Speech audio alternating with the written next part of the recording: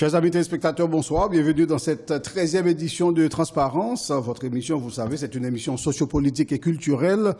Et toute la semaine, on s'arrange pour avoir des gens qui ont des choses à partager, pour partager justement avec vous. Je sais que vous êtes des fidèles de cette émission, donc surtout, restez avec nous. Je vous rappelle que cette émission, c'est une émission qui est sponsorisée par la revue Boyo Magazine, par l'émission de radio Boulevard du Compas, par l'artiste Wilson Amos et également par le restaurant aux ananas qui supporte H-Live depuis toujours. Nos invités de la semaine s'appellent Dadi Saint-Thomas et Manuela Ara. Ils sont là. Bonsoir Dadi, comment ça va? Bonsoir, très bien. Parfait. Manuela, bonsoir. Bonsoir. Impeccable. Donc, est-ce que vous êtes prêts? On est prêts. On est prêts. Vous êtes de Transparence. Cette émission, c'est une émission qui est assez sympa, assez cool. On Oui. dit tout en toute transparence. Parfait. Allez, on a choisi un thème. Le thème de la semaine, c'est « Et si on utilisait le sport comme outil de développement d'Haïti ?» Pourquoi ce thème? Parce que tout simplement, on a des sportifs avec nous. Bien. Et ingénieur système en informatique, Tout à fait. karatéka et danseur. Dadi Saint-Thomas est l'exemple type du parfait travailleur. Ce porto-princien de tabac est un perfectionniste non avoué. Il n'aime pas qu'on dise qu'il soit perfectionniste. En effet, sous son air jovial se cache un acharné du travail. Ça, tout le monde le sait, personne ne me dira le contraire. Manuela, elle, c'est une jeune Française d'origine espagnole. Il suffit de la regarder, vous comprenez. Pianiste de son état, elle tombe vite amoureuse de la danse. La danse durant un voyage à Cuba, s'il vous plaît. Le reste est à découvrir dans cette émission. Les jeunes, est-ce que vous pouvez me dire, je dis les jeunes, c'est familier, mais ça peut être sympa. Oui, on est jeunes encore, oui. Tout à fait. Est-ce que vous pouvez compléter cette présentation? Je sais que j'ai pas tout dit, donc forcément, je vous laisse le temps de nous donner plus d'informations concernant vous-même. Allez, qui veut commencer? On commence par Manuela. Tiens, Manuela.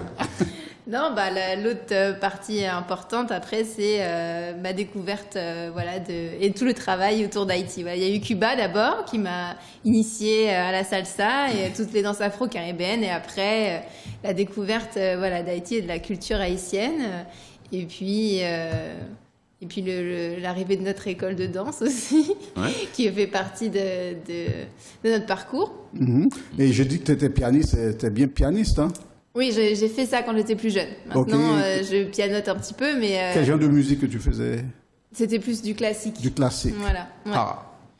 Alors, Dadi, est-ce qu'on a tout dit te concernant? Je suis sûr qu'on n'a pas tout dit. Non, tout non. Bon, je pense qu'on va développer tout à l'heure. Voilà. Après, c'est que moi, j'ai eu, comme beaucoup, j'ai eu la chance, je peux le dire, d'être né en Haïti et d'avoir vécu jusqu'à un âge où j'ai pu apprécier la vie là-bas, où je peux aujourd'hui comparer à mon parcours ici et comme beaucoup d'Haïtiens, il y a un attachement qui s'est jamais défait et qui aujourd'hui oriente beaucoup mes choix et mon travail. Donc on en parlera. Très bien. Donc c'est ça, il est un peu timide, il veut pas tout dire, donc on va essayer de décrypter tout ça dans quelques instants. Tu as passé 14 ans en Haïti, tu as quitté Haïti à 14 ans. Tout à fait. Et quels sont les souvenirs qui te restent de cette période de 14 ans? Oh, que du bon, beaucoup de bons souvenirs. C'est vrai que c'est j'ai l'impression que voilà, j'ai autant vécu en Haïti que j'ai vécu en France, et pourtant voilà, bon, je dirais pas mon âge, mais j'ai vécu beaucoup plus de temps en France qu'en Haïti, mais les souvenirs restent fraîches. Et moi, je suis né voilà dans la commune de Tabar à l'époque. Aujourd'hui, ça a beaucoup évolué, mais c'était un petit village où voilà, mes parents travaillaient la terre, où on allait cultiver, où je prenais les manguiers sur le pied, les bananes, j'allais les chercher, je buvais même au pied des vaches, voilà. Enfin, c'était vraiment des souvenirs avec les jeunes là-bas, les jeux de cache-cache, les histoires que les grands racontaient. On faisait le feu et racontait ça. Enfin, j'ai tout ça en tête, et c'est des souvenirs qui m'ont jamais quitté et qui berce aujourd'hui. Pour les gens qui ne connaissent pas, Tabar, c'est une commune qui se trouve juste derrière l'aéroport international de Port-au-Prince. Ça, c'est important de le savoir. Donc, quand on entend Dadi dire que il allait chercher tout ce qui est dans la nature dans cette commune, on comprend qu'il y a eu une sacrée évolution depuis. Oui, tout à fait. Effectivement. Ça, ouais. Existe-t-il un point commun entre l'informatique, le karaté, parce que tu es karatéka. Tout à fait. Tu as pratiqué pendant 18 ans. Oui, c'est ça. Donc, c'est quoi le point commun entre l'informatique, parce que tu es ingénieur en Oui. informatique, C'est vrai. karatéka que tu as pratiqué pendant 18 ans, Ouais. et la danse, parce que tu as ton école de danse maintenant. Oui, c'est vrai.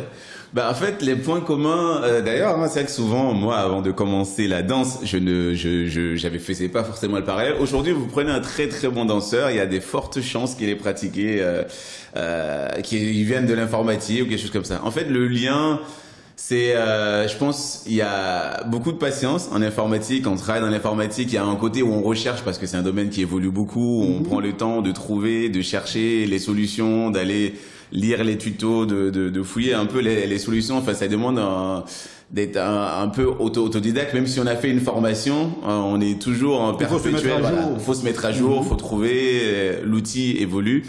Donc on recherche, on prend le temps de trouver et en danse c'est pareil, même si vous faites une formation de danse, les modes évoluent, les genres évoluent, du coup faut s'adapter, faut se mettre à jour, faut être dans l'air du temps, donc il y a vraiment un parallèle à ça. Et dans le sport c'est pareil, le sport, quand j'ai commencé le karaté, que ce soit les protections qu'on pouvait mettre pour les combats, aujourd'hui c'est plus les mêmes protections parce que ça évolue, les jeunes, voilà, et aujourd'hui voilà, il y a toujours une nouvelle génération qui va apporter un flot de nouveautés. Et voilà, aujourd'hui, il est un ancien pratiquant, que ce soit en foot ou autre, voilà, même s'il pouvait être doué à une certaine époque, il va avoir une nouvelle génération qui va arriver avec un savoir-faire différent, un punch différent, qui va faire que le sport ou la danse va évoluer, comme l'informatique. L'informatique d'il y a 20 ans, c'est plus l'informatique d'aujourd'hui. Tout à fait. La danse d'il y a 20 ans, c'est plus la danse Le d'aujourd'hui. binaire 1-0, là, Voilà, on en voilà, parle c'est quasiment fini. plus. Voilà, aujourd'hui, un ordinateur, un bon ordinateur, c'était une machine comme ça. Aujourd'hui, un bon Maintenant, ça se ordinateur, tient dans ça une se main. tient, ça se tient dans la main. Le sport, c'est pareil. Voilà, un bon sportif, il y avait un parcours, une manière de s'entraîner à une époque qui aujourd'hui, on met des sophrologues dans l'histoire, on met des kinés, des choses qui, à 20 ans, bah, c'était, on y allait comme on pouvait. Aujourd'hui, quand on s'entraîne, on sait ce qu'on fait, on regarde sur un Oui, écran, on c'est ça. voit exactement On décortique. quelle partie du corps qui travaille. Exactement. Et tandis qu'avant, il fallait toute une multitude de spécialistes pour te dire, voilà, c'est ça que tu travailles, c'est ça qui fonctionne. Exactement, c'est ça que j'aime bien dans ces trois domaines qui restent liés où il y a toujours, voilà, on reste pas sur les acquis, forcément Il faut avancer. on avance et on se met à jour et on évolue et c'est un lien. Alors, Manuela, toi, tu es pianiste, tu as fait du piano. Oui. Et comment c'est arrivé? Tu as dit à tes parents, j'aimerais faire du piano, mais ils te l'ont imposé comme en général on impose aux enfants de faire une activité. Non, en fait, quand j'étais petite, je voulais faire de la musique.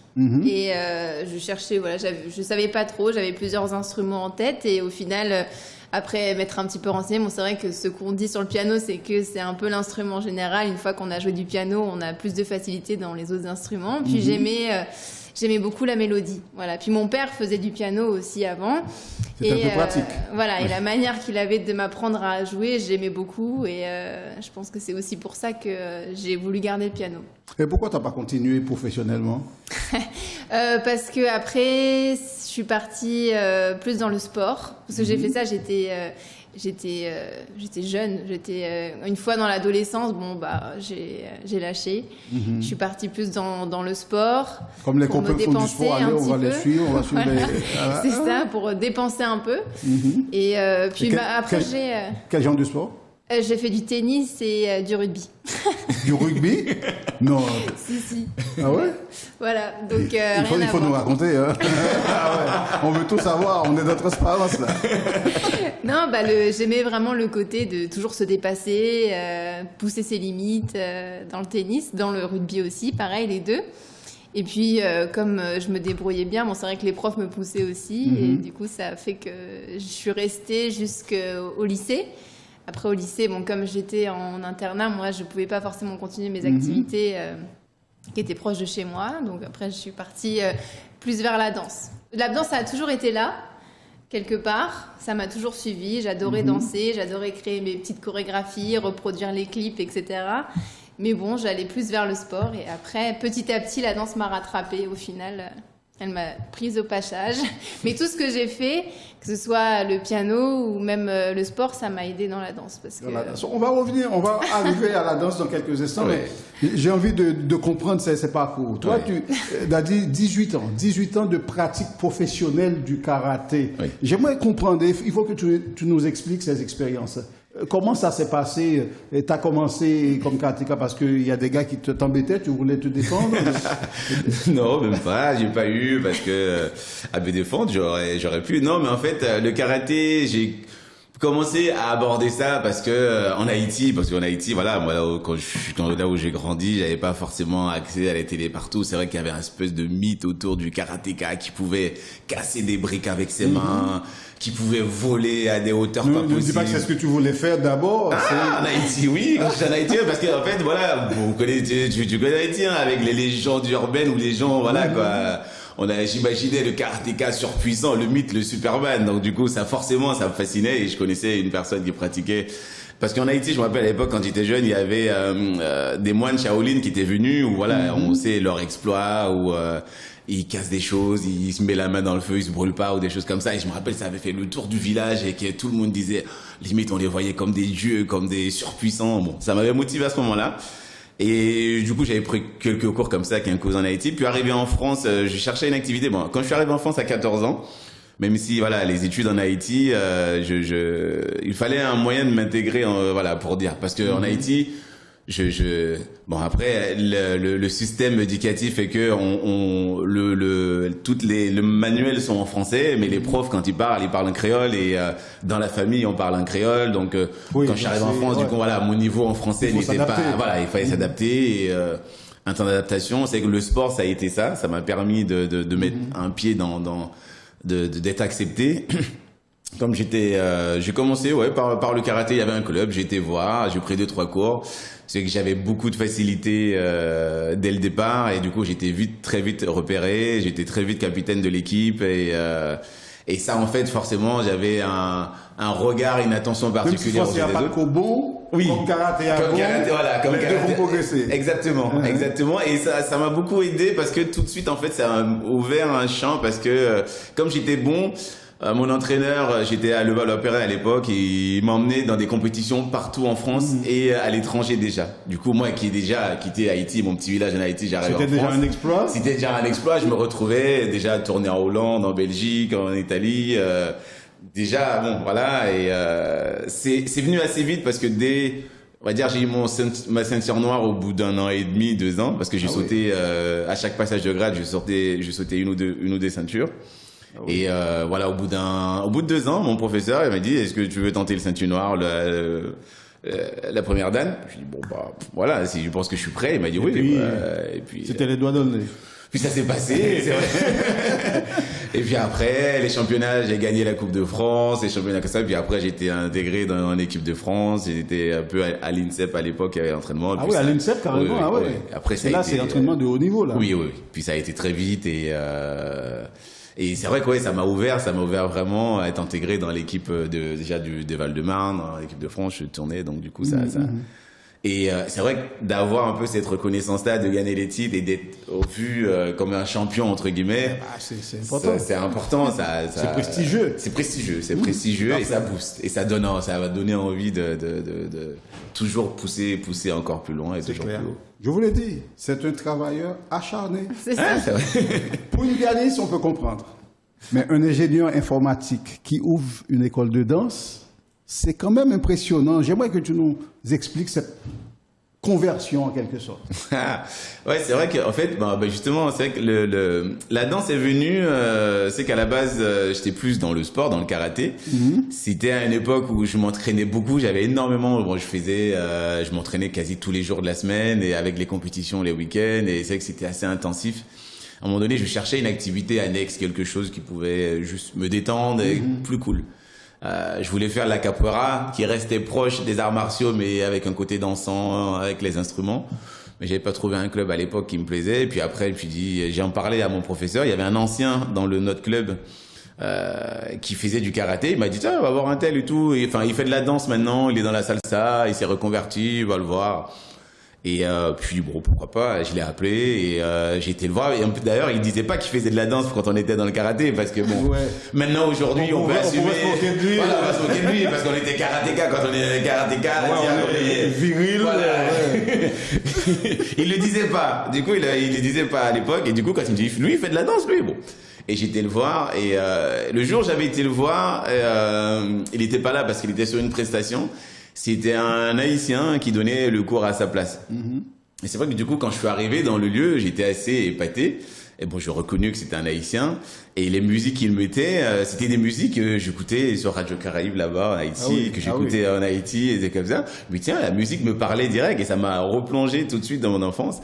Et je le voyais danser et je trouvais ça super beau, super classe. Et je me dis, ça, en fait, ça n'allait pas à l'encontre de la virilité. Parce que pour moi, voilà, le hip-hop, ça oui, ça faisait homme, mais la salsa, c'était un truc de vieux ou un truc, pas viril, on va dire. Oui, c'est ce que tu pensais. Voilà, c'est ce que je pensais. Mais de le voir danser sur des musiques que j'écoutais en Haïti, de le voir danser avec classe, avec brio, je me suis dit, ouais, tiens, ça pourrait me plaire. Puis j'ai commencé comme ça la danse. Et très rapidement, j'étais à plus de 10 heures de danse par semaine parce que comme je disais tout à l'heure, c'est que moi, une fois que je commence quelque chose, si ça me plaît, je fais pas à moitié, je vais pas prendre 1 heure de cours par semaine de temps en temps parce que moi, je vois pas l'intérêt. Enfin, moi, je suis comme ça, du coup. Et pareil aussi dans la danse, très rapidement, j'ai fait repérer aussi au bout d'1 an ou 2. J'étais intégré dans une compagnie de danse, mais tout ça en parallèle avec le karaté et avec l'informatique. 2 ans après, 2-3 ans après, j'ai des filles, voilà, tout le monde voyait en moi un fort potentiel. Du coup, j'ai cherché une partenaire de danse où j'ai fait une première chorégraphie, où j'avais fait la première à Boston et que ça a été un standing ovation. Il y avait un organisateur de New York qui était là, il m'a dit, je te veux absolument dans mon festival dans 3 mois. J'y étais et 2 ans après, du coup, en même pas 1 année, j'avais fait Genève, Monaco, enfin partout. Et pourtant, à la base, c'était juste pour le fun, parce que c'était pas mon truc, parce que moi j'avais encore le karaté, j'avais encore l'informatique, et c'est vrai que ça a explosé très vite. Les demandes ont commencé à affluer, la passion est devenue de plus en plus grande, et puis comme il y avait l'opportunité entre guillemets financièrement, je me retrouvais, je me dis allez, hop, soyons fous. Allons-y, et puis j'ai arrêté tout ça. Manuela, j'aimerais bien savoir à quel moment tu rentres dans l'histoire. Dans le tableau, oui. Bien après. Bien après. Nous, on s'est rencontrés en 2008, 10, 9, dans ces eaux-là. Voilà, dans 2008, à peu près dans ces eaux-là, sur un festival de danse. C'est vrai que la connexion a tout de suite matché. Quand on dansait, ça a été tout de suite magique. Oui. Et on adorait danser ensemble, déjà juste en soirée, voilà, ou pendant les festivals. Et puis un jour, sa partenaire est tombée enceinte. Du coup, il cherchait une nouvelle partenaire. Et puis il m'a demandé... Au début, je disais n'importe quoi. Attends, moi, je fais que danser en soirée. Tu ne faisais pas de la danse voilà, avant, en fait, moi, je faisais danse. Un petit peu. Je suivais des cours. J'étais dans des troupes, dans des troupes. Mais tu ne pensais pas que tu avais encore le niveau pour atteindre, pour moi, intégrer... en fait, la danse, c'était vraiment une passion et ça restait un rêve. Enfin, tous les films de danse, ou même j'adorais regarder Undo Stress quand j'étais plus jeune. Je rêvais de ça, mais en fait, je me disais que ce serait pas pour moi, en fait, que j'allais pas, parce que il y avait trop de risques dans le milieu de la danse. Trop de contraintes aussi. Voilà, trop de contraintes. Donc, du coup, c'est vrai que j'ai jamais osé rêver de ça et en faire vraiment mon métier, par exemple. Donc, quand il m'a proposé ça, j'ai dit non, mais t'es sûr? Et puis, au final, il m'a convaincue, donc on s'est lancé là-dedans, puis ça a été le début de l'aventure et je me suis découverte aussi. J'ai découvert que ma passion pouvait devenir un métier, que je pouvais très bien être crédible en tant que danseuse, en tant que professeure de danse et plaire, parce que c'était le cas. Et puis, en fait, le succès a bien démarré aussi tous les deux, notre duo a bien fonctionné, jusqu'à ce qu'à un moment donné, on se dise, il serait peut-être temps de se poser quelque part et de créer nos propres projets, parce qu'on avait plein d'idées en tête. Est-ce que tout ça, c'est après le voyage à Cuba ou bien avant? Après, ouais. Parce que quand je suis partie à Cuba... Il faut que tu nous racontes le voyage de Cuba. Ah oui, j'avais 17 ans. C'était le premier grand voyage que je faisais. Et mes parents avaient voulu un peu... nous faire vivre vraiment la vie là-bas. Donc en fait, on était chez les habitants. Vous êtes partis en famille? Voilà, on est partis en famille. Je suis partie. Vous avez choisi Cuba parce que vous parlez déjà espagnol. Voilà, c'est ça. Puis parce que c'était une île qu'on avait envie de découvrir. Et puis on était chez les habitants directement, en fait. Donc on était complète. Vraiment intégrés dans la culture cubaine. Bon, forcément, à un moment donné, ils sont partis nous emmener danser la salsa. Obligatoire. Et là, j'ai vu un couple danser et j'ai trouvé ça magnifique. Et j'avais trop envie de danser, mais j'osais pas y aller. Et on est venu m'inviter. Et du coup, là, j'ai vraiment découvert ce que c'était, la connexion. Bon, j'étais un peu gauche au début parce que j'étais un peu stressée, mais j'avais vraiment adoré. Et après, j'allais danser tous les soirs la salsa. Et puis quand je suis rentrée en France, du coup, après mon voyage, je me suis dit, il faut absolument que je me mette à la salsa. Et du coup, j'ai commencé à prendre des cours. Et quels sont les types de danse justement que vous pratiquez, vous? Et est-ce que ce sont les mêmes que vous utilisez et pour enseigner aux élèves de votre école? On va parler de l'école tout à l'heure. Donc nous, on est plus dans tout ce qui est danse de couple, afro-latino, afro-caribéenne. Voilà, on pratique la salsa, on pratique la bachata, le cha-cha, toutes ces danses-là un petit peu afro-caribéennes. On a beaucoup pratiqué l'afro aussi, au sens large, avec des ateliers en danse africaine, voilà, aussi de l'afro-haïtien, enfin voilà, plein de choses comme ça. Et dans notre école, il y a ces cours-là, mais c'est pas que ça. On voulait vraiment, nous, parce que dans tous nos shows, c'est vrai qu'on ouvrait tout de suite large, parce qu'on aime l'art, on est un peu fou créatif et on aime l'art au sens large. Donc en gros, il y avait une base de danse de couple, mais on pouvait mettre un peu de contemporain, on pouvait mettre un petit peu d'afro, on mettait un petit peu de tout. Et parce que pour nous, l'art, c'est vraiment global comme ça. Et du coup, quand on a voulu ouvrir notre école, on voulait ouvrir un centre de danse un peu à l'américaine, ou comme dans Undo Stress, avec un peu toutes les disciplines représentées. Et du coup, il y a nos danses de couple, mais il y a aussi plein d'autres danses. Parce qu'on voulait vraiment ouvrir un centre de danse. Mais nous, à l'école, on donne ces cours-là. On est représentants des danses de couple et notamment du compas. Très bien, on va marquer une petite pause. On revient juste après pour continuer parce qu'on va parler de plein de choses. Tout va tourner autour de la danse, bien sûr, et de la pratique du sport. Je vous rappelle que le sujet aujourd'hui, ce soir, c'est et si on utilisait le sport comme outil de développement d'Haïti. Évidemment, la danse fait partie intégrante de ce qu'on appelle la famille du sport. On marque cette pause, on revient juste après. Oui, mais li papa, gen moun qui pas de quoi dans caravane nan. Gen l'autre même, yo te gen doute de caravane nan, est-ce que li tap capable bay lumière 24/24 vrai? Qu'on y a, pas fin dim ke tri te ka bay courant ni pour faire me songer nem. Caravane changement lumière te fin di la bay courant et li kembe mol.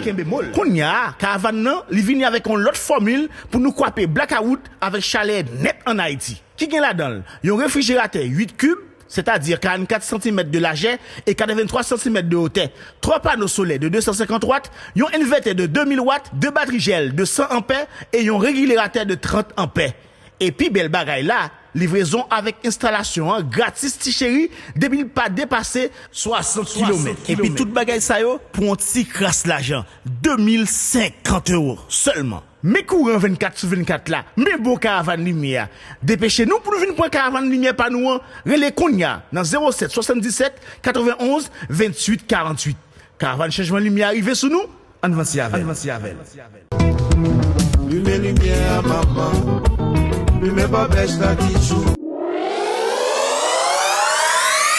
Nous revenons tout de suite avec notre émission Transparence où nous avons comme invité Dadi Saint-Thomas et Manuela Hara, 2 personnes qui s'occupent de choses formidables dans cette communauté avec un grand C bien sûr, puisqu'il ne s'agit pas que de la communauté haïtienne, c'est la communauté globale dans laquelle nous vivons. Ils sont sportifs, ils sont danseurs, ils ont même une école de danse, justement cette école s'appelle Art is Life Studio, et c'est une école qui compte, il faut le dire, plus de 500 élèves, plus de 20 professeurs.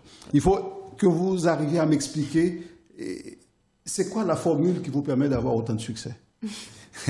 Après, comme Manuela disait tout à l'heure, en fait, l'idée, nous, on a toujours essayé d'avoir une vision globale des choses. Et pas, voilà, on voulait pas ouvrir juste une école de salsa ou une école de hip-hop ou une école de danse urbaine. C'est pour ça que d'ailleurs le nom on l'a choisi, que art is live, que l'art est vivant, que l'art est général en fait, que pour nous voilà, parce que dans nos pratiques on a remarqué que voilà, comme on disait tout à l'heure, dans l'informatique il peut y avoir des liens, des correspondances entre l'art martial qui est le karaté, entre l'art artistique qui est la danse, entre les différentes arts, que pour nous en fait tout se croise. C'est pour ça on a choisi le nom déjà, que art is live, que l'art est ça. Donc du coup, je pense que c'est une thématique qui a beaucoup plu, où on voulait dans l'école de danse faire plaisir, que dans une personne peut prendre 2-3 cours différents dans le même endroit avec des thématiques différentes, mais en même temps ces thématiques seront complémentaires. Et c'est un concept. C'est un concept qui a plu, qui a beaucoup plu. Et on a démarré l'école en même pas en 3-4 ans, on a atteint les 500 adhérents, parce qu'il y avait un vrai travail sur l'humain, parce que pour nous on voulait une école où il n'y a pas de jugement, où les gens peuvent venir et du coup s'exprimer artistiquement comme l'art pour nous ça s'exprime pas. Qu'est-ce qui est pratiqué? Quels sont j'ai posé la question tout à l'heure, mais je te la repose. Quels sont les types de danse que vous pratiquez, que vous enseignez dans cette école? Je crois qu'on avait essayé de compter, on était à plus de 25 disciplines différentes. Pourquoi il existe 25 danses? Au moins 25 disciplines. Après, il n'y avait pas que la danse. On avait le bien-être, on a développé cet axe-là, et l'aérien aussi. On avait la danse, l'aérien. C'est quoi ça, l'aérien? Bon, le truc qui marche en ce moment, c'est la pole dance, donc il y avait de ça, mais on faisait aussi des disciplines du cirque, comme le tissu aérien, le cerceau aérien, et ça plaisait. Ça plaît, ça adhère bien, les gens adhèrent, ils découvrent de nouvelles choses. En fait, c'est ça, c'était un concept qu'on voulait mettre en place, que quand les gens entraient là, ils pouvaient faire tout ce qu'ils pouvaient imaginer, en gros. Voilà. Et on leur permettait de se challenger. Il y a des gens qui venaient juste, par exemple, pour un cours de pilates ou de yoga, parce que ils voulaient les petits trucs tranquilles. En regardant, en passant, parce qu'on a plusieurs salles, ils voient un cours, un peu plus tonique. Ils disent, tiens, pourquoi pas essayer, ça me dirait bien. Ils essayaient. Et la personne qui voulait se challenger, aller faire du tissu aérien, grimper sur un tissu accroché à 4-5 mètres, qui avait envie de se pousser, qui avait envie de se challenger. Du coup, c'était un peu à notre image où on met le pied dedans et on se laisse porter. C'est plus de la danse, là. C'est plus de la danse, mais on est dans l'art. C'est pour ça qu'on était vraiment dans l'art général. Nous, notre truc, il y a la danse dans les écoles de danse, mais il y avait l'art du bien-être, l'art qui pouvait être un peu plus sportif, et l'art juste de l'amusement. Et du coup, tout le monde, et c'est ce qui faisait que l'école, il y avait vraiment autant de succès. Avait autant de succès. J'aimerais comprendre ce que vous arrivez à faire avec le compas. Et vous parlez de danse compas. Je ne savais pas qu'il y avait une danse qui s'appelait danse compas. Et racontez-nous un petit peu comment le compas est arrivé dedans, et c'est quoi la danse compas? Alors, le compas, nous, c'est... comme je disais tout à l'heure, nous, ça faisait plus de 15 ans, moi 20 ans, plus de 20 ans que j'enseignais la danse, comme on disait, en commençant par la salsa, les danses caribéennes, où je voyageais un peu partout en France, en Europe. J'ai vraiment été... la dernière fois, j'essaie de compter, je sais que j'étais à plus de 52 pays où on avait été pour donner des cours de danse. Et en fait, moi, j'étais, entre guillemets, ambassadeur de la salsa, de la bachata, de l'afro. Donc, entre guillemets, ambassadeur de la République dominicaine, de Cuba, de l'Afrique. Et c'est vrai sauf de ton pays. Voilà, sauf de mon pays. Sauf de mon pays. Et c'est vrai qu'arrive un moment donné, où on travaille avec Manuela, donc quand on dansait le compas, il y avait un travail particulier, parce que dans les soirées, souvent en fin de soirée, soit le DJ va mettre un zouk ou un compas ou des choses comme ça. Donc elle voyait qu'il y avait ma manière de danser pouvait être tout à fait enrichissante et bien comme ça pouvait être la salsa. Du coup, elle me faisait la remarque, tiens, pourquoi on donnerait pas des cours de compas? En tout haïtien que je suis, je voyais pas l'intérêt. Des cours de compas, oui, des cours de salsa, oui, c'est bien, mais des cours de compas, pour quoi faire? Parce que ça servait à rien pour moi de donner des cours de compas. Et après, c'est que la question était posée. Et puis après, dans le temps, plus le temps passait, puis il y avait aussi un autre compatriote haïtien qui avait aussi dit, tiens, pourquoi pas des cours de compas? En fait, on s'est posé la question, en fait, qu'est-ce que le compas a de moins bien que la salsa? La musique est tout aussi enrichissante. La danse est tout aussi valorisante, et danser, est tout aussi belle et tout aussi joyeuse et tout aussi festive. Il y a autant d'Haïtiens qui dansent le compas que de Cubains qui dansent la salsa. Pourquoi, en fait, ça se justifiait pas? Et en même temps, on disait que le compas, la danse pouvait être un Aujourd'hui, quand on dit salsa, on pense à Cuba, à la fête, le fiesta. Quand on dit Haïti, on pense voilà, pauvreté, des comme ça. Donc du coup, pour nous, il y avait un moment donné... Un vecteur. Voilà, c'était un vecteur qui pouvait être intéressant à développer. Et en fait, moi, en tant que danseur professionnel, comme j'ai commencé la salsa, vous prenez la salsa dans les années, fin des années 90 en France. Aujourd'hui, ce que les gens font là, comme on disait dans la danse, ça n'avait rien à voir. C'était très basique. Très, très basique. En fait, il y avait 2-3 pas, on faisait tourner la fille, on tournait, on faisait... Il y a une progression. C'était très basique. On a vu aussi arriver la bachata, où la bachata, il y avait 3 pas sur le côté, pam, 4 pas sur le côté, bim, c'était simple, c'était très simple en fait. Même la kizomba qui est arrivée une dizaine d'années ou une vingtaine d'années après, c'était très basique. En fait, on se rendit compte que ces danses-là, ils n'ont pas démarré avec tout ce qu'on connaît aujourd'hui. Donc du coup, le compas qui pouvait être simple, pourquoi le compas peut démarrer là, et après les jeunes en prendront le relais et en feront ce qu'ils feront plus tard. Comme la musique d'ailleurs, c'est le constat qu'on fait. Vous prenez la musique des années 50 de Nemours, les mini-jazz ils sont arrivés, ça n'avait plus rien à voir, ils ont fait évoluer la chose. Vous prenez, je fais un saut des années 80 avec l'arrivée du digital, ils ont fait encore évoluer la chose.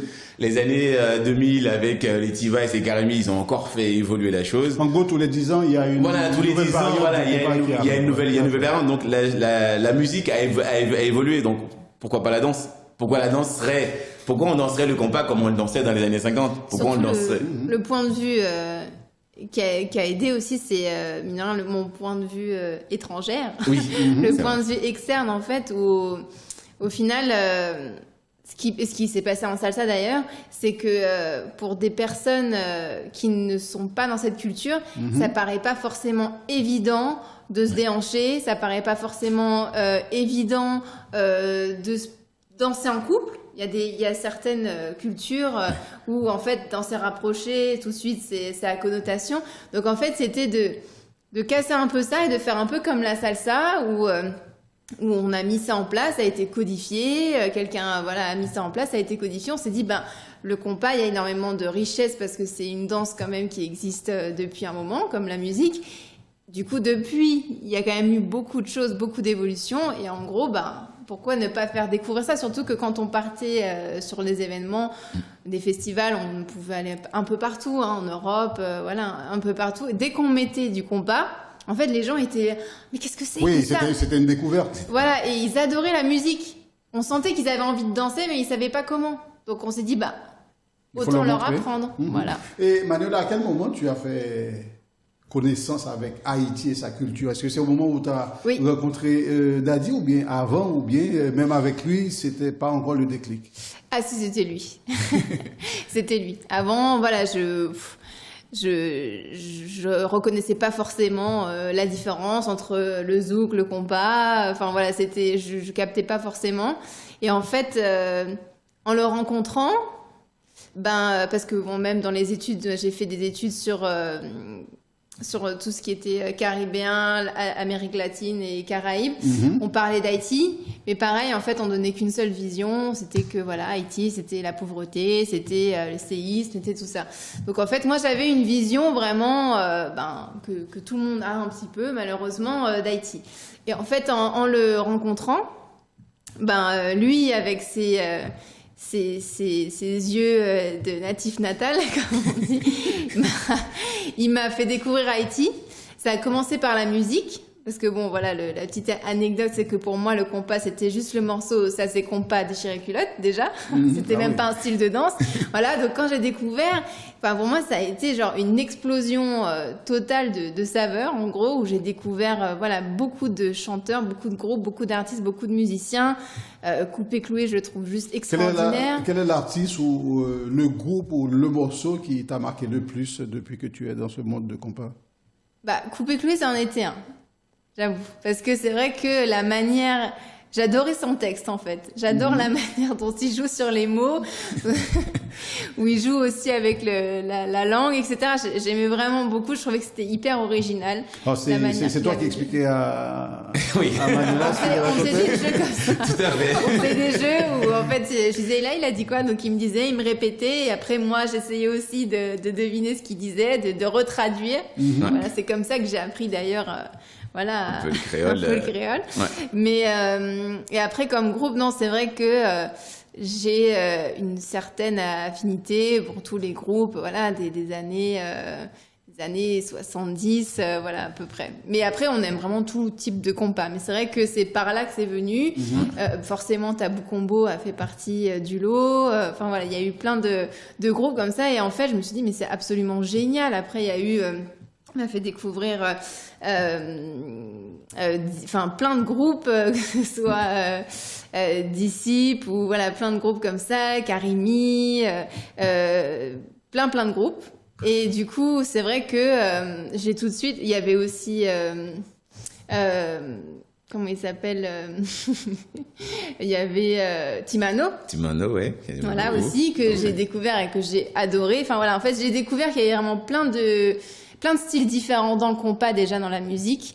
Et là, j'ai voulu en savoir plus, voilà, petit à petit. En fait, un des points, enfin, bon, je rebondis, un des points qui était vraiment très intéressant et qui a fait qu'on a ça là, c'est tout ce qui est dit là, ou qui pour moi, haïtien, bon, bah voilà, Timono, Copé Cloué, Skacha, j'ai grandi dedans, voilà, Chleu, mes parents l'écoutaient, je l'écoutais, bon voilà, c'était là. Et tout ce qu'il disait, ou même la danse, la musique, Haïti, pour moi, c'est une évidence, c'était comme ça. En fait, de voir que ça pouvait intéresser, se poser des questions, et de voir en fait que dans la danse, que c'était pas si évident que ça, l'haïtien va dire oui, bon, danser le compas, c'est facile, tu suis le rythme et puis tu danses, mais à une non-haïtienne, une non-caribéenne, de lui dire oui, bah, c'est facile, tu te laisses danser, oui, mais comment je danse, voilà. En parce fait, que vous c'est avez pas dans- codifié tout ça. Voilà, parce que c'est pas dans sa culture. On l'a rendu accessible. C'est pas aussi simple que ça. La musique, en fait, voilà, bon, pour quelqu'un qui connaît pas, il va juste écouter les stations radio. Il y a un style musical qu'il va écouter, mais derrière, il y a 60 ans de ça, musique. Et tout ça, en fait, de se rendre compte que c'est vrai que le regard extérieur de dire, ah bah oui, en fait, il y a énormément de choses que je peux expliquer, que je peux apprendre à quelqu'un qui n'est pas haïtien ou qui n'est pas caribéen. C'est vrai que- Alors, tout à l'heure, Dadi, tu as dit que le bachata, par exemple, quand c'est à peine arrivé, on faisait 3 pas à droite, 4 Oui. pas à gauche, Oui. et après ça a évolué. Oui. Et avec le compas, c'est quoi les bases de la danse que vous avez codifiées, vous avez mis en place? Ben en fait, nous, la base pour codifier le compas, un peu, on a décidé, nous, de rien inventer. Voilà, aujourd'hui, c'est comme je disais tout à l'heure, la chose qui peut paraître évident, aujourd'hui, vous regardez les anciens danser, je regarde mes parents danser, mes tatas, mettons, vous allez dans un mariage, dans n'importe quelle fête, il y aura du compas, les gens vont danser. Et en fait, nous, on s'est donné comme principe, en tant que danseur professionnel, avec 20 années d'expérience, avec plus multitude de pratiques, juste de regarder l'haïtien danser et de voir comment il danse, à quel moment il démarre, comment il bouge son corps, comment il bouge ses épaules, comment il va bouger son bassin, parce que voilà, il va y avoir des points communs entre 10 haïtiens qui vont danser. Nous, avec notre regard de danseur professionnel, on va analyser ça et dire, ah oui, tiens, regarde, tiens, ils vont tous bouger leur bassin plus ou moins de la même manière. Ils vont démarrer de la même manière. Ils vont, quand ils tiennent la danseuse, voilà, quand ils sont en balle, souvent, voilà, ils vont se mettre tous les deux dans le même sens, le danseur va se mettre derrière parce qu'ils veulent regarder le groupe jouer. C'est une posture, vous regardez 3-4 groupes autour, il y a ça qui va danser. Vous regardez un couple de jeunes qui viennent se rencontrer, ça va être très proche, parce que voilà, ils sont amoureux, c'est idyllique, machin truc. Vous regardez les anciens danser, des anciens danser, ils vont pas être collés serrés parce que vous leur mettez un coupé cloué, ils vont tenir le cœur, ils vont être trucs parce qu'en fait, ça leur rappelle le pays, les paroles vont leur rappeler plein de choses. Donc, vous prenez juste ces 3 variantes-là, c'est 3 personnes qui vont danser, mais qui danseront pas de la même manière. Donc, nous, avec notre regard, tiens, on regarde, et ça, on le transcrit en disant que voilà, en l'expliquant. Et du coup, on donne aux gens des différentes Je pense possibilités. que quand les gens dansent la salsa, on voit plein de figures géométriques. Est-ce que sur certains morceaux de compas, on arrive également à faire autant Ouais, de mouvements? c'est ce que et j'allais des dire en figures fait dans également? le sens où il y a la similitude. En fait, ça reste une danse afro-caribéenne. Les danses afro-caribéennes par rapport aux danses de salon, par exemple, c'est que c'est une danse du peuple. C'est une danse de la rue en fait. Donc il y a plein de choses qui se créent parce que on a envie de danser ensemble, parce qu'on a envie de se lâcher, parce qu'il y en a qui vont venir, voilà, qui ont pratiqué avant, pourquoi pas, par exemple la contredanse, le menuet, voilà, toutes ces origines là en fait qui vont donner une idée en fait pour danser à deux. Tout ça, la salsa c'est pareil, hein, ils sont créés comme ça dans la rue. Enfin, ça reste une danse de peuple comme le compas. Et ça en fait, ça a donné beaucoup de possibilités dans la danse parce que comme c'était une danse du peuple, en fait, il y avait beaucoup de personnes qui dansaient différemment et ça a fait un énorme mélange. Et aujourd'hui, on peut retranscrire ça et le transmettre au monde entier. Tout à fait. Restez avec nous, vous êtes dans Transparence. On marque une toute petite pause, on revient juste après. Oui, Meli papa. Gen moun qui pas de quoi dans caravane nan. Gen l'autre même, yo te gen doute de caravane nan, est-ce qu'il t'a capable bay lumière 24/24 vrai. Konya, pas fin di m'ke tri te ka bay courant ni pour faire me songer nem. Caravane changement lumière te fin di la bay courant et li kembe mol. Konya, caravane nan, li vini avec une autre formule pour nous couper blackout avec chaleur net en Haïti. Qui gen là-dedans? Yon réfrigérateur 8 cubes, c'est-à-dire 44 cm de largeur et 83 cm de hauteur. 3 panneaux solaires de 250 watts, un inverteur de 2000 watts, 2 batteries gel de 100 ampères et un régulateur de 30 ampères. Et puis, belle bagaille là, livraison avec installation gratis ti chéri, depuis pas dépasser 60 km. Et puis, toute bagaille ça yo, pour un petit crasse l'argent. 2050 € seulement. Mais courant 24/24 là, mais beau caravane lumière. Dépêchez-nous pour nous venir prendre caravane lumière par nous. Relais Konya dans 07 77 91 28 48. Caravane changement lumière arrivé sous nous. Avancez avec. Lumière, maman. Lumière, pas bêche la tichou. Bien, nous sommes de retour sur le plateau de Transparence avec nos invités Manuela Hara et Dadi Saint-Thomas. Et nous continuons à parler de ce sujet assez intéressant qui nous pose, entre guillemets, une question. Et si on utilisait le sport comme outil ou moyen de développement d'Haïti? Justement, on y arrive puisque je sais qu'il y a plein de gens qui ne font pas de sport, qui ne font plus de sport. Est-ce qu'on peut utiliser la danse comme sport pour justement arriver à s'en sortir physiquement? Ouais. Après, tout à fait, c'est bon. Après, entre soit le sport, la danse, ça c'est vraiment quelque chose sur lequel on travaille et que on a pu participer dernièrement à quelques débats qui étaient organisés par le ministère de la Culture en Haïti pour l'entrée du COMPAD au patrimoine mondial de l'UNESCO.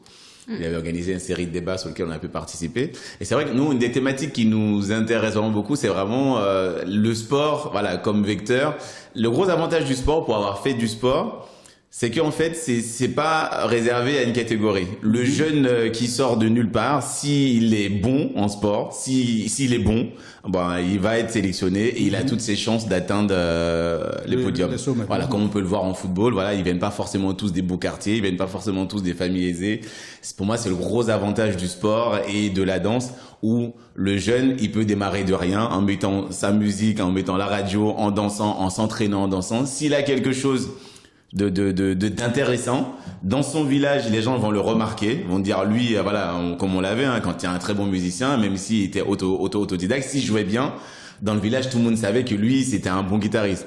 Et il avait des chances d'être repéré par un groupe et des chances d'aller plus loin. Mais moi, je parle des gens qui commencent, comme moi, à être un petit peu rouillés, tu vois, et on commence à ne plus pouvoir bouger parce que ça commence à se crisper au niveau des muscles. Ouais. Est-ce que faire de la danse peut être considéré comme faire du sport? Est-ce que c'est recommandé justement pour des gens qui ne font plus de sport de s'adonner à de la danse un petit peu de temps en temps pour justement se décrisper? Ce qui est intéressant, en fait, c'est que la danse, ça va tout de suite ramener un rapport au corps, en fait. Une reconnexion avec son corps. Alors, sans partir dans trop de délire, mais juste savoir, tiens, là, d'un coup, je peux être courbaturée par là. Et puis, nous, on va vous donner des clés dans les étirements, dans la manière de se renforcer, pour, par exemple, avoir moins mal au dos. Donc, en fait, ça va permettre un rapport au corps où la personne, elle va réussir à... C'est un peu plus doux, voilà, selon les danses, en fait, qu'on va choisir. Il y a un objectif de progresser, par exemple. Enfin, je prends le truc basique, par exemple, quelqu'un de lambda qui veut se mettre au sport, souvent, ce qui se passe, c'est qu'il va prendre un abonnement dans une salle de sport, où là, on n'est pas forcément coaché, où il n'y a pas l'ambiance de groupe, où ça peut être un peu moins motivant, entre guillemets. On va y aller jusqu'à l'hiver, et puis après, quand il va commencer à faire froid et pleuvoir, on va se dire, j'y retournerai au printemps. Alors qu'en danse, en fait, il y a toute une atmosphère qui va être créée par le prof, après qui va du coup rebondir sur les élèves, et aussi l'élève qui va se reconnecter à son corps. Et qui va J'insiste avec cette question.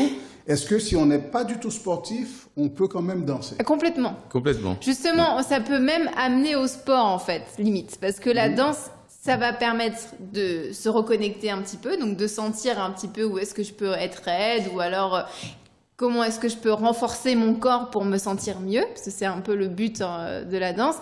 Et par rapport à ça, du coup, après, derrière, se mettre au sport. Et la danse, comme ça a cet objectif-là, ça nous permet de tenir aussi et d'évoluer et de prendre des choses en parallèle pour pouvoir, en fait, être au mieux de sa forme. Et c'est un des gros avantages de la danse, comme je disais tout à l'heure.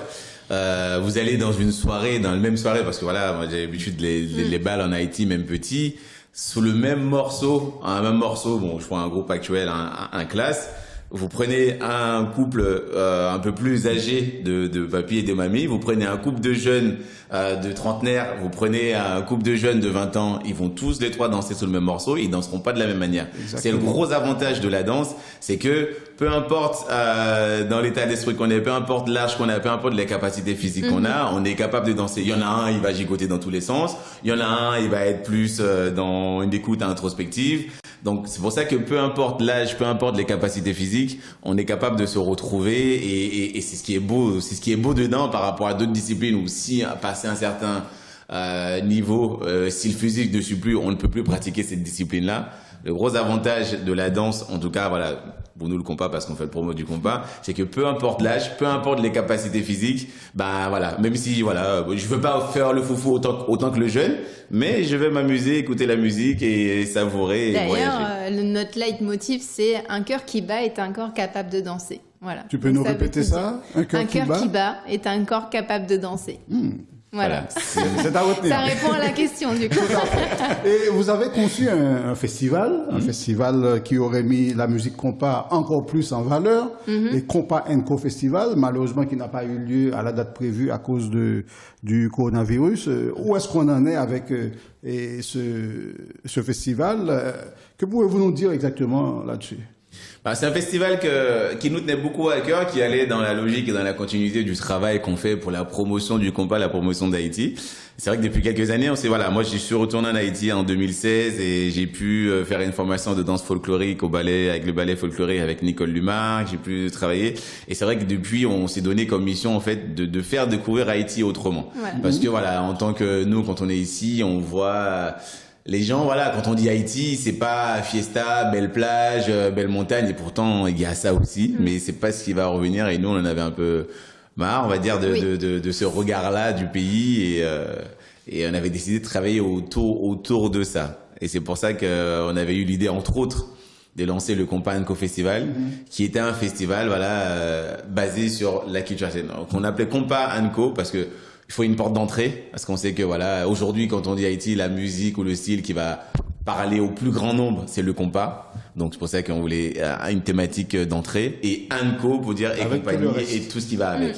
Et c'était la porte d'entrée. C'est de faire découvrir vraiment un autre visage, vraiment la culture en fait haïtienne, que ce soit la cuisine haïtienne, on connaît pas, que les gens en général, le grand public ne connaît pas forcément, que ce soit la littérature, que ce soit l'art, la peinture, voilà, ce genre de choses, la danse et la musique aussi, où aujourd'hui, voilà, les jeunes, ce qu'ils connaissent, c'est le compas gouillade.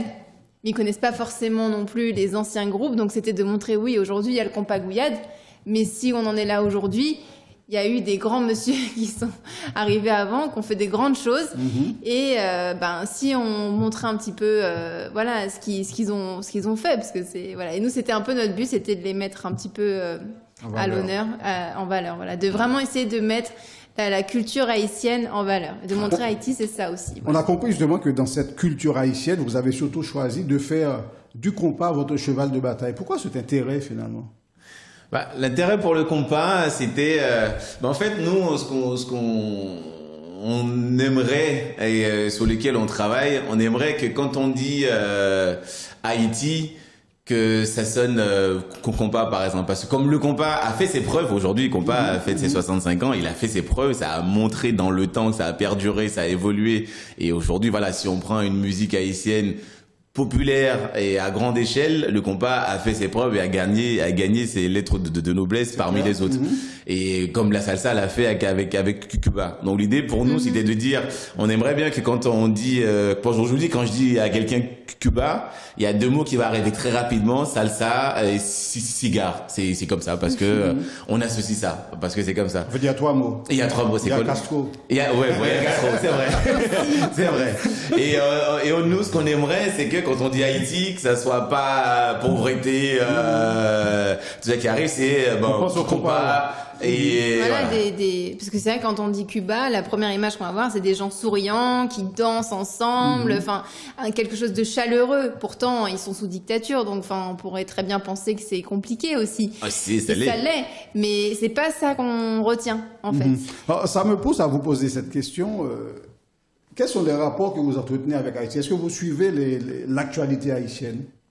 Oui. On suit de loin parce que comme on a une activité et une vie assez trépidante en France, donc donc on est obligé de suivre. Mais on suit l'actualité. Comme je disais tout à l'heure, voilà, notre travail autour du compas nous a mis en contact avec des gens qui œuvrent pour ce travail en Haïti, que ce soit par exemple, on sait qu'il y a un couple de danseurs qui est à Paris en France, qui maintenant est là-bas, c'est les Jasmins et Clifford et Gaël Jasmin qui travaillent autour de la promotion du compas. On est en contact avec eux là-bas. Il y a Ali Akassia qui écrit dans le Nouvelliste et qui aujourd'hui a repéré notre travail qu'on fait sur la promotion du compas et qui on est en contact et qui on échange beaucoup. Et du coup, même pareil, comme je disais tout à l'heure, avec une volonté de rentrer le compas dans le patrimoine mondial de l'UNESCO, ils nous ont contactés pour avoir notre point de vue d'extérieur par rapport au travail qu'on fait. Donc du coup, on a un lien, en tout cas dans le domaine artistique, assez intéressant et qu'on a envie de développer et de travailler. On suit l'actualité là-bas parce qu'en fait, voilà, aujourd'hui, moi, je suis donné comme challenge, en tout cas, on s'est donné comme challenge, c'était ce petit Haïtien qui est né là-bas dans un petit village dans la commune de Tabar. Moi, jusqu'à mes 12 ans, il n'y avait pas d'électricité dans le village. L'eau, on allait le chercher à Dodane ou au seul truc. Aujourd'hui, je dis pas que j'ai atteint les sommets, mais voilà, aujourd'hui en France, j'ai fait ma place. Je joue dans un film. On a joué dans un film avec l'un des plus grands réalisateurs français, Cédric Lapiche. On a passé sur des plateaux télé de France 2. On a fait tout ça grâce au compas. On aimerait que l'Haïtien, le petit Haïtien là-bas, qui peut pas se dire voilà, si je travaille et que je me mets au compas, je peux y arriver aussi un jour. Voilà, c'est un peu notre leitmotiv de dire que voilà, que on l'a fait, mais j'ai rien d'exceptionnel. Hein. Mes parents, voilà, on n'est pas né dans une famille, je suis pas de honte à le dire. Même j'en suis fier. Ma mère vendait de la nourriture à quoi des Bossal. Mon père élevait les vaches. Aujourd'hui, oui, je suis sur des plateaux télé, je suis au cinéma, j'ai une école de danse avec 500 personnes. Donc, et ça, c'est parti de rien. Et on aimerait que l'Haïtien, pour ça sur la question, est-ce que le sport peut être un vecteur, on aimerait que si l'Haïtien il en prend compte, parce qu'on voit, nous, dans notre domaine, on rencontre beaucoup de Cubains, de jeunes Cubains qui ont pareil, aujourd'hui, voyagent le monde pour aller donner des cours de salsa, d'afro-cubains, et qui sont invités dans des festivals de renommée. Ils sont partis de rien, et on pense que l'Haïtien, avec le compas, si ils arrivent à se rendre compte de la valeur que ça a, ça peut être un moyen et un vecteur. Après, par rapport à l'actualité, nous, on trouve ça bien déjà que le ministre de la Culture se soit intéressé au compas pour le faire reconnaître au patrimoine de l'UNESCO, parce qu'on pense que, comme on peut penser la salsa peut amener à aller visiter Cuba, le compas peut amener à aller visiter aussi Haïti. Et l'autre point aussi de l'actualité, là, par exemple, par rapport au Covid, moi, je trouve que les Haïtiens, ce sont ceux qui se sont le mieux sortis, au final, de ça, dans le sens... par exemple, pour tout ce qui est concert live, parce que nous on est on suit beaucoup la musique, etc. Et c'est vrai qu'en fait la faculté d'adaptation en fait qu'ils ont eu, parce qu'on a pu voir d'autres concerts live où c'était pas du tout le même genre, et le niveau d'exigence qu'il y avait et toujours la même passion alors qu'il n'y avait pas forcément de public, etc. Moi j'ai trouvé ça juste hallucinant. Donc en fait, pour moi, l'actualité, ça montre quoi? Que en fait, Haïti est toujours capable de se repenser et est toujours capable de s'adapter pour rester dans le. Et Voilà, on aime bien, voilà. Et comme moi, On n'a pas d'attache particulière, hein, mais on trouve que le ministère fait un travail intéressant. Quand je vois aujourd'hui Choubou est reçu au Palais National, quand je vois des choses comme ça, je trouve que c'est important.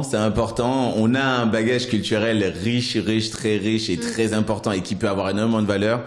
Et aujourd'hui, ce qui est en tout cas sympa et mis en avant peut-être grâce au Covid, ou en tout cas grâce au Covid, parce que le Covid a permis beaucoup de choses online et de revoir les choses autrement.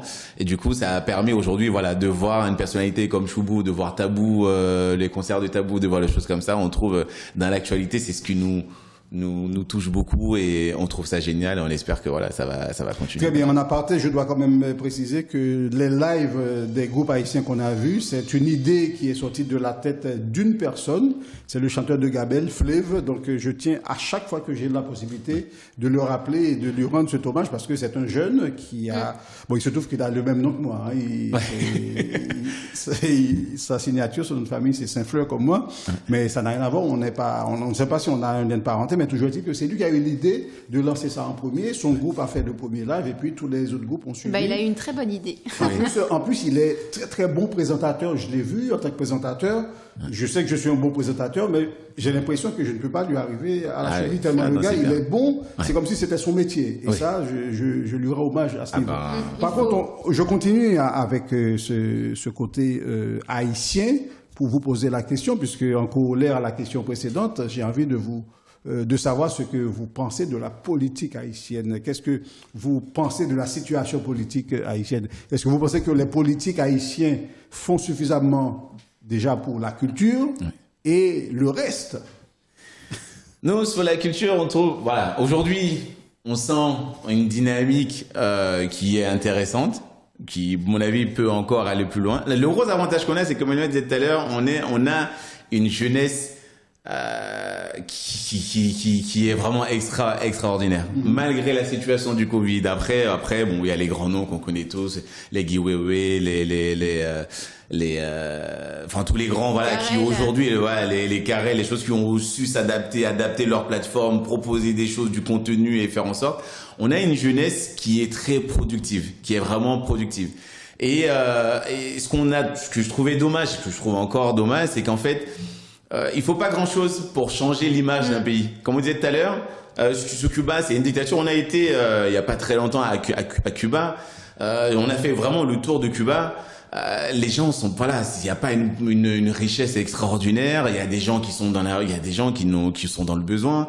Il y a pas non plus, tout n'est pas tout beau et tout propre et tout neuf. Mais pourtant, en travaillant juste sur l'image, aujourd'hui, quand on parle de Cuba à quelqu'un, l'image qui vient en tête, c'est pas de la pauvreté. La République dominicaine, pareil. Aujourd'hui, même s'il y a un effort considérable qui est fait dans l'évolution, et c'est un pays qui a beaucoup évolué, un pays, on est sur le même île, il y a un travail extraordinaire qui a fait. Le travail sur l'image a beaucoup joué. Et du coup, ça a permis de se développer au niveau touristique, ça a permis de donner une autre vision. Et en fait, ça ouvre des opportunités, comme je disais tout à l'heure, à la jeunesse ou autre. Aujourd'hui, un organisateur d'événements, il va chercher un Dominicain par rapport à la bachata, il va chercher un Cubain par rapport à la salsa, il va chercher mais il pensera pas forcément à chercher un Haïtien parce qu'on lui a pas vendu ça. Et le vendre ça, comme on dit, et ce que je trouve génial dans la culture, c'est que ça demande très peu de moyens, juste une volonté politique. Voilà. Et juste une volonté pour le politique de mettre en avant, c'est même pas, je pense que au niveau financier, ça demande pas tant que ça. Bien sûr, forcément, il y aura toujours un coût, mais le coût, il est pas extraordinaire. En mettant un jeune en avant, en mettant une compagnie en avant, ça peut être rentable, en fait. Voilà, ça peut être très rentable. Oui, c'est un investissement et c'est un investissement et qui donne tout de suite une image différente. Ce jeune-là qui va voyager, il va vendre Haïti avec des trucs. Les gens vont avoir envie de découvrir. Ils vont acheter des livres. Ils vont consommer Haïti parce qu'ils vont dire la curiosité va faire que nous on sait que dans notre public depuis qu'on travaille sur le compas, les gens ils vont vouloir découvrir le rhum, l'éclairant, ils vont vouloir découvrir la nourriture haïtienne parce qu'ils nous entendent parler avec tant de passion. Ça leur donne envie de se dire j'ai envie de voir qu'est-ce que c'est en fait. Et limite la situation le permettrait. On a le cas aujourd'hui, on a énormément de demandes des gens qui nous disent mais quand est-ce que tu nous y emmènes? Ça fait 5 ans que tu nous parles de ce pays, on sent que ça te traverse les tripes. Emmène-nous. Aujourd'hui, pour l'instant, tu n'oses pas, tu ne peux pas. J'ose pas. Aujourd'hui, j'ose pas. Je vais pas aujourd'hui prendre la responsabilité de prendre un groupe de Français, Italiens et de leur dire je vais vous emmener en Haïti, visiter le pays, faire le tour. J'aurais aimé, j'aimerais. Mais aujourd'hui, je n'ose pas le faire parce que la situation aujourd'hui politiquement n'est pas mise en place, les conditions sont pas mises en place pour que je puisse le faire d'une manière sûre. Avec l'arrivée du Covid, on a compris qu'il y a pas mal de sociétés, d'entreprises qui ferment leurs portes et il y en a qui souffrent énormément, même si elles restent ouvertes. Et j'aimerais savoir si l'école de danse que vous avez, Art is Life, est-ce que cette école fonctionne toujours? Et si oui, comment vous gérez tout cela? Oui, c'est vrai que le Covid, le milieu artistique de façon générale, le milieu culturel est touché de plein fouet. Les statistiques du milieu artistique est de quasiment 50% des structures, ou 40 à 50% des structures qui mettront les clés sur la porte d'ici 2021 parce que pendant 6 mois ils ont dû être fermés à cause des mesures de distanciation. On est dans une année où on ne sait pas ce qui va se passer. Là cette année, aujourd'hui, il y a beaucoup d'écoles. Nous, aujourd'hui, on est dans la même situation. Notre école est touchée de plein fouet. Voilà, ça, on doit le reconnaître parce qu'on a eu quasi 6 mois de fermeture entre le mois de mars et le mois de juin. De toute façon, c'est des fermetures administratives, on ne pouvait pas ouvrir. Réouvrir fin juin, début juillet, on est alors en pleine période estivale, en sachant que les gens, ils étaient enfermés pendant 3-4 mois. On savait que ça allait être une période creuse, donc du coup, on n'a pas ouvert sous cette période-là. On arrive au mois de septembre où normalement c'est la rentrée estivale avec les portes ouvertes et tous les cours et tout, mais le port de masque obligatoire, la distanciation d'1 mètre de distance et tout ce qui va avec, et pas de ventilation, pas de choses comme ça. C'est des conditions très drastiques pour certaines disciplines. Il y a quelques disciplines qui peuvent encore marcher, beaucoup de disciplines c'est compliqué. Donc on est dans une situation compliquée, ça là-dessus, voilà, je pense pas que nous, je pense que beaucoup d'écoles de danse, on a beaucoup de collègues qui aujourd'hui, la danse à deux, quand on dit il faut la distanciation, port de masque, tout ça, mais demander aux gens de danser à deux, de se tenir la main, de se tenir les bras. Danser avec un masque. Et danser avec un masque, des gens qui ne se connaissent pas forcément spécialement, voilà, il y a... Donc oui, c'est compliqué, donc nous, on essaie de trouver des échappatoires, on ouvre à des investisseurs privés. Aujourd'hui, on est en discussion avec des investisseurs privés parce que l'administration aide, mais peut pas aider toutes les structures et peut pas non plus faire en sorte que les choses tiennent parce qu'il faut du finance. Parce que le gros problème de cette histoire de Covid, c'est que les charges financières se sont pas arrêtées et continuent toujours. Nous, on a une grande structure, on a plus de 700 mètres carrés. Dans un bâtiment classé monument historique, donc voilà, on va pas donner de chiffres, mais on vous imaginez que les charges ça monte vite. Ça monte très vite avec 6 mois de fermeture. Ça chiffre très vite.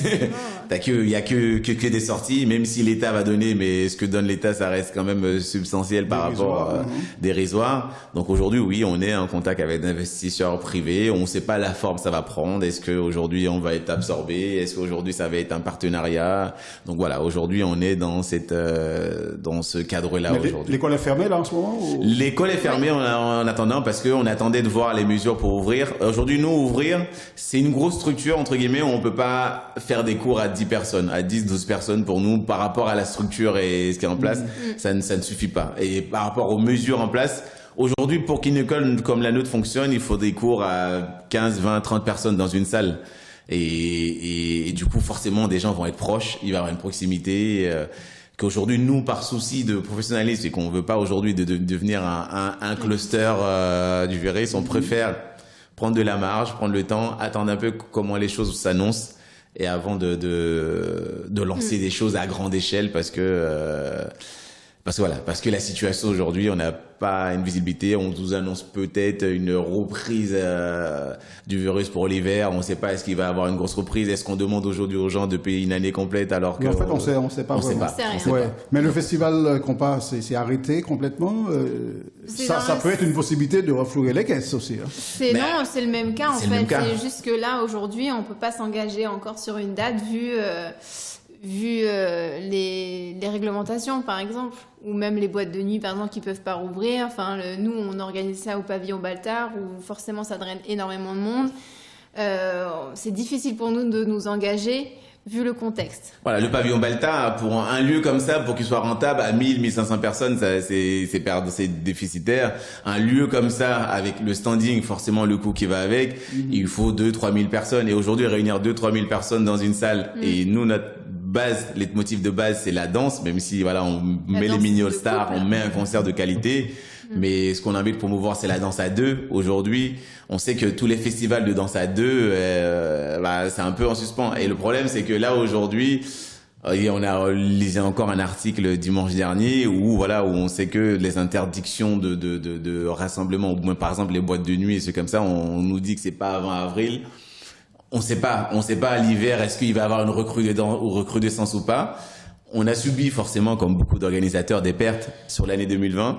Est-ce qu'aujourd'hui, on fixe une date là maintenant en se disant que c'est la date butoir. Mais si ça se trouve, au mois d'avril, personne ne peut savoir, au mois de mai, parce que notre festival, c'est au mois de mai.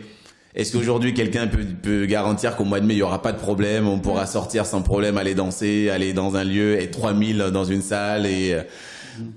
On peut pas le prévoir. Du coup, forcément, nous, on attend de voir, on essaye de jauger, on suit de très près tout ce qui se passe. Tout ce qui se dit. Pour l'instant, il n'y a rien, entre guillemets, qui nous pousse à fixer une date, pour le festival notamment. Le festival, voilà. Ceci dit, le festival n'est pas mort. Non, le festival n'est pas mort. Il est en suspens. Voilà, c'est ça. Il est en suspens. On attend juste vraiment, là, aujourd'hui, demain, demain, on lit dans les articles, ça y est, c'est fini, les festivités peuvent reprendre.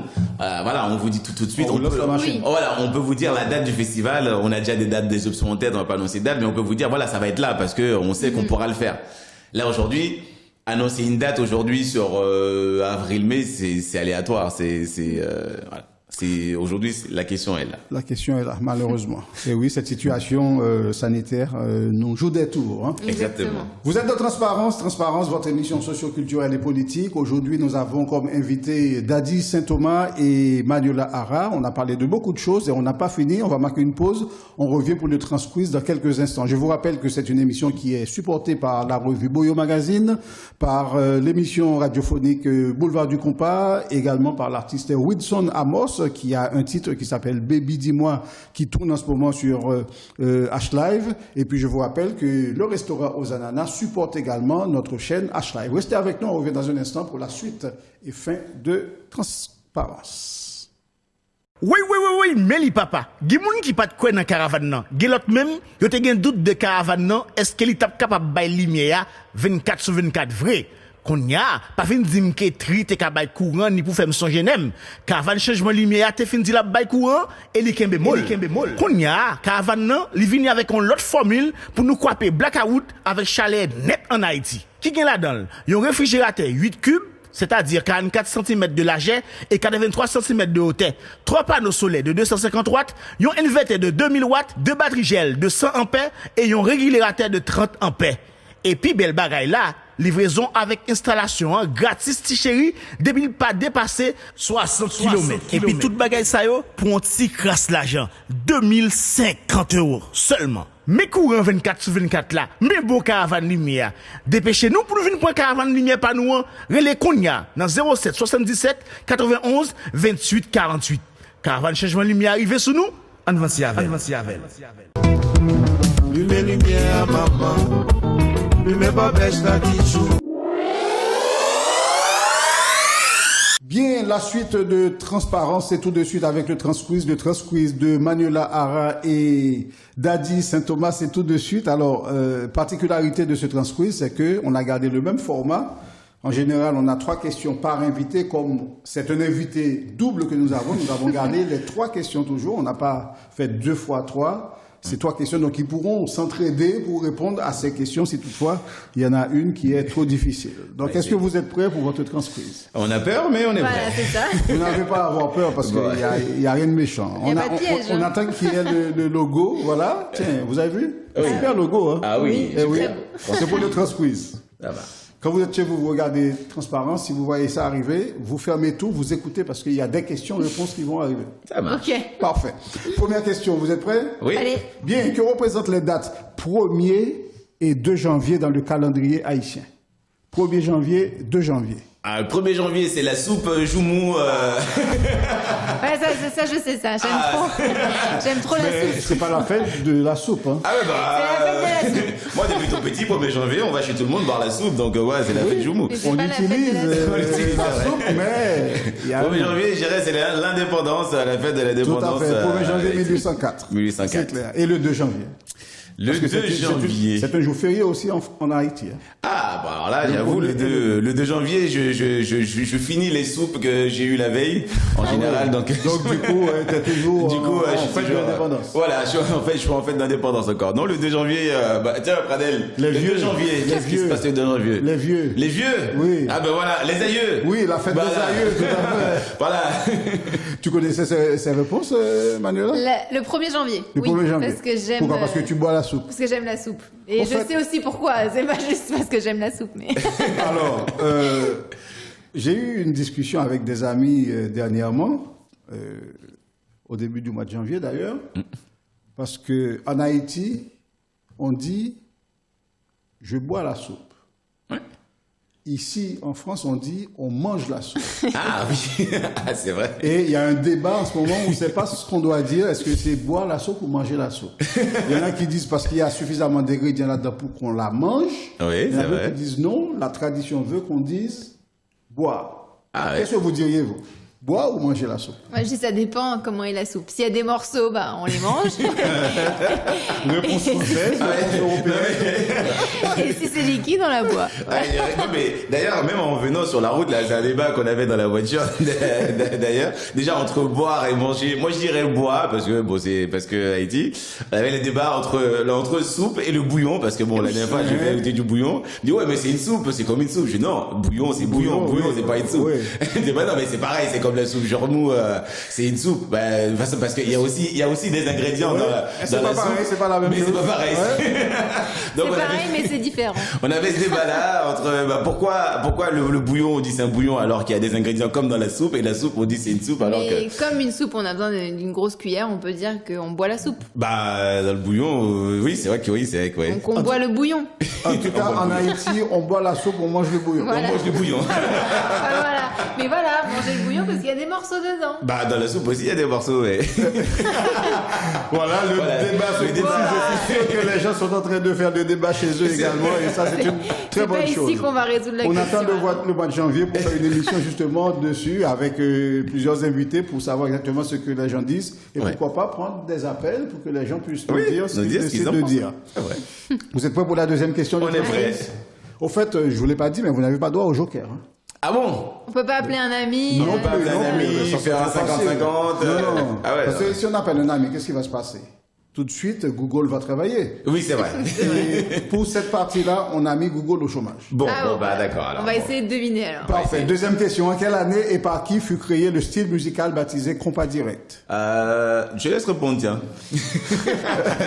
Alors, il me semble, hein, mais je suis pas sûre que c'est Nemours Jean-Baptiste. Le beau Jean-Baptiste, oui, c'est lui. Le 26 juillet 1955, lors du premier bal où il a joué du compas. Elle a même donné la date exacte. hein. Ah oui, non, mais- 26 juillet 1955. C'est une haïtienne déguisée, elle Ah fait oui, genre non, mais comme là, ça, c'est mais clair, c'est clair. ah, Là. c'est une haïtienne.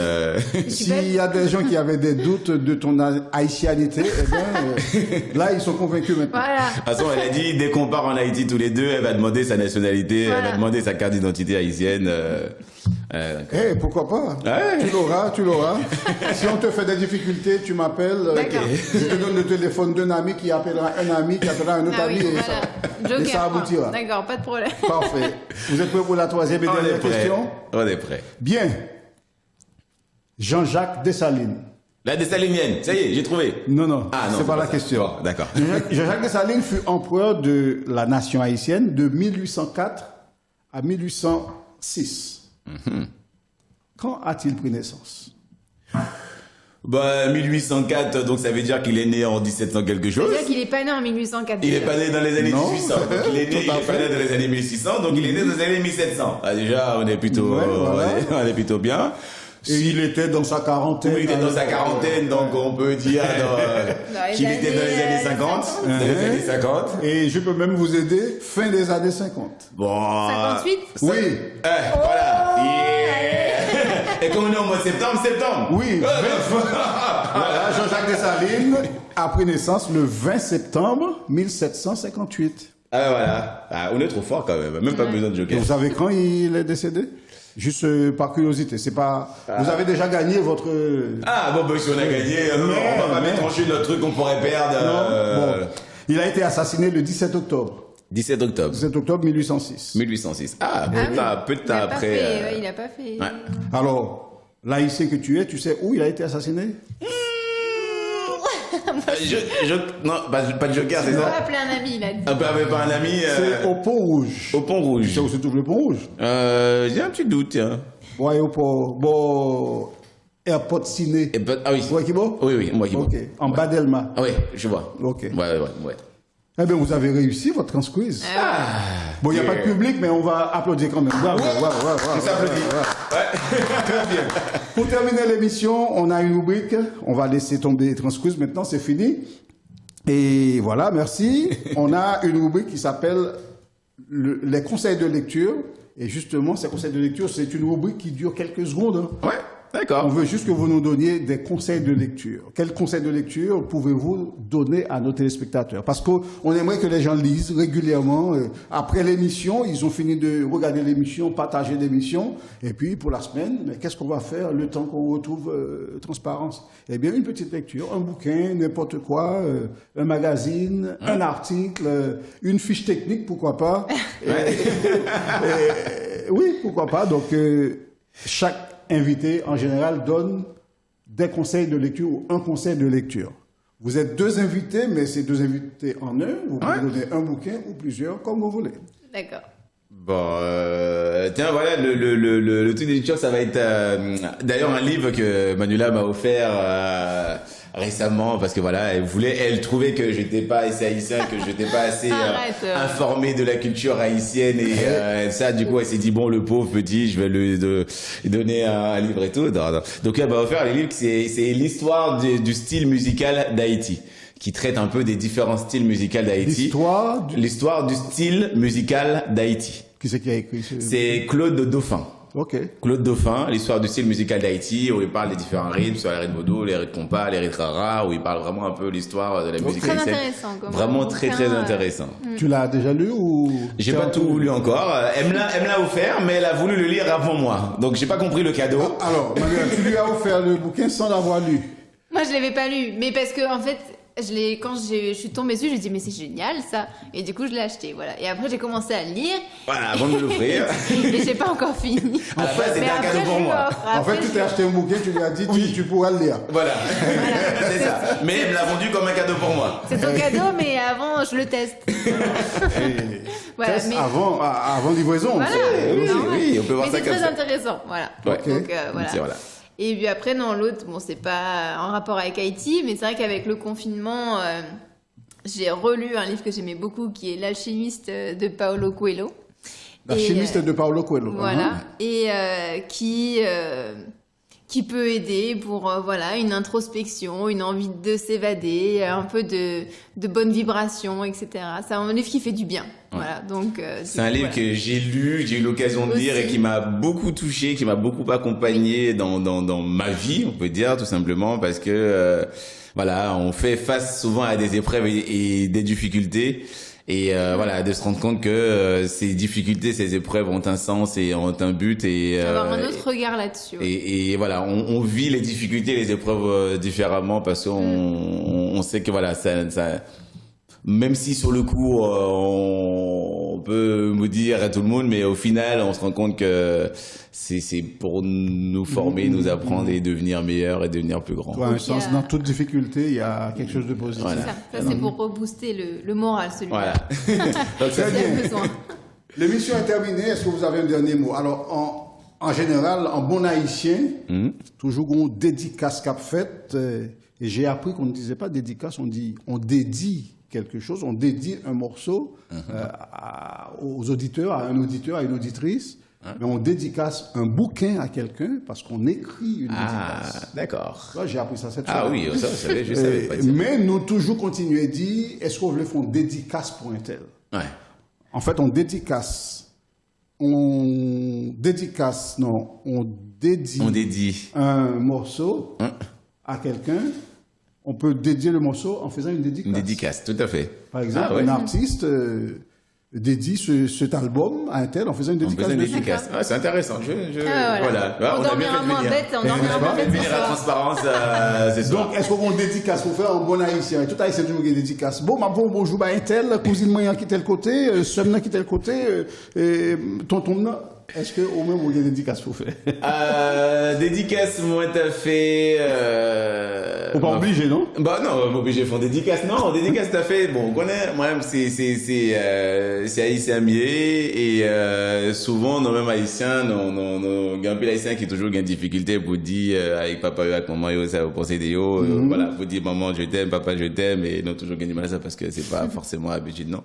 Et me connais papa ma maman me garder a regarder H-Live souvent, me connais souvent il a regardé émission ça et c'est vrai que pas souvent il y a occasion opportunité pour me dire yo là en direct parce que les moyens voilà c'est pour jouer maman voilà dit papa avec maman c'est caméra ça là voilà moi maintenant merci pour ça n'en fait pour moi merci que si me là je dis à ce plateau télé ça sur H-Live c'est grâce à nous-mêmes c'est grâce à l'éducation dans mon moment voilà papa moi les Daniel Saint-Thomas maman moi les Deloud Saint-Thomas et me connais voilà j'aime expliquer italien non pas monde qui sorti qui va truc grâce à dévouement yo à courage yo parce que voilà papa me quitté Haïti à l'âge de plus de 30 ans voilà c'est pas mon qui a gros éducation il débrouiller il fait nos vini aujourd'hui me là me gain éducation moi ici dans la vie me qu'a dit moi ici dans la vie c'est grâce à nous mêmes merci pour tout ça nous fait pour moi et m'espérer un jour que m'espérer que non fier de moi-même et